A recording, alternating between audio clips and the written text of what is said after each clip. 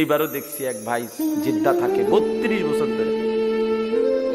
তো বেটা যদি 32 বছর বিদেশে করে, সৌদি আরব থাকে, এই বেচারা জীবনের আনন্দ আর কি? তার জীবনটা তেমনি শেষ না?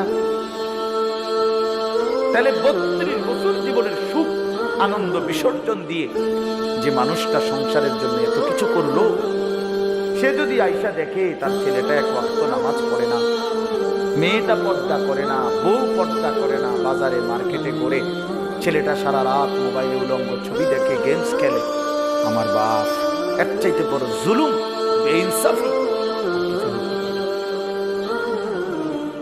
এটা অনেক বড় অন্যায়। তোমরা ছেলেরা যারা আছো ভাই,